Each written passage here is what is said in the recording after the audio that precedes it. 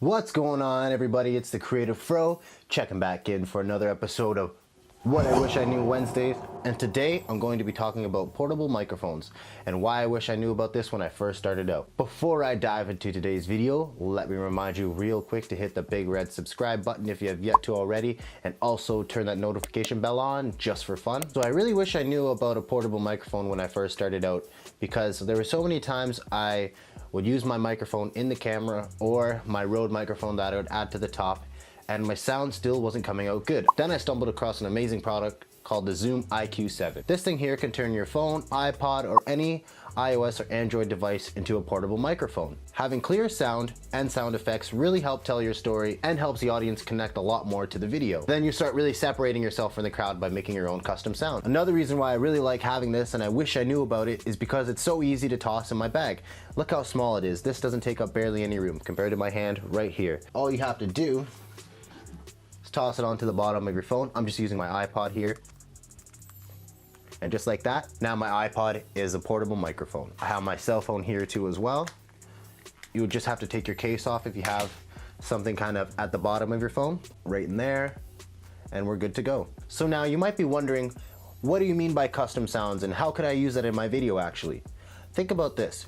Now, if you're watching a video of somebody walking into a forest, you could see their footsteps happening. Now, when you're seeing that happen, what sound effect do you think would be going with it? It would probably be the sounds of footsteps, breaking branches, walking over leaves, and stuff like that that is found in nature. So in that sense, you would record the actual footage of the feet walking, and then later have the subject do the same motion, but as they're walking, put the microphone right by the feet so it captures that sound. And you can really get fancy with this and add in an extra ambient sound of what's going on around. And this is really gonna give your viewer a real experience of what's going on. All you have to do to connect this recorder to your phone is open up the handy recorder app. And inside here, you have all your functions. You can go into the menu here on the bottom right hand, and you can see you have the digital mic gain, your record format, the audio gain, MS monitor, direct monitor, sweep. The only ones that I usually touch is the gain wheel on the front here to adjust the sound, and you get a little readout here on the top. So if it's hitting red, you know your gain is too high, so you should dial it back down. And on the right hand side of that wheel, you have 3 different recording options. So you have 90 degrees. The microphone is pointed directly at the subject and it's collecting the sound from what's coming in front of the microphone. Then you can hit it down to 120 and it's gonna collect a wider sound. So if you're having 2 people having a conversation or you're trying to do a podcast or anything like that, that would be a better option for you.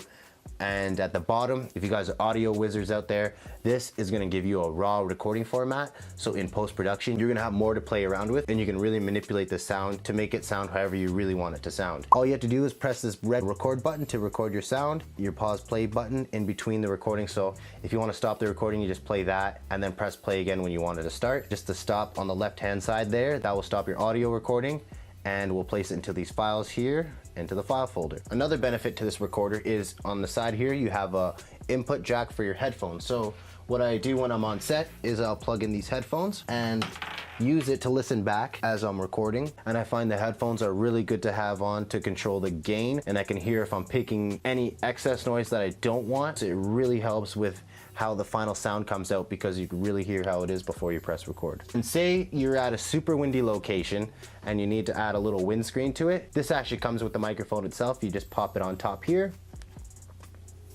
and you're all set to go.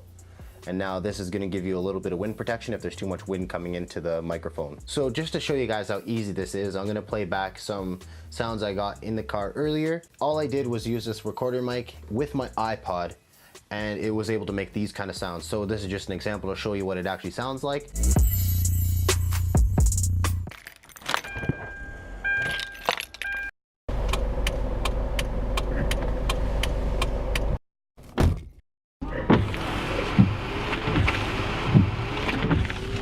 So that's gonna wrap up today's video. I really hope you guys enjoyed that one. Please like if you did, comment down below if there's anything you wish you knew, and share this video if you think it could help somebody.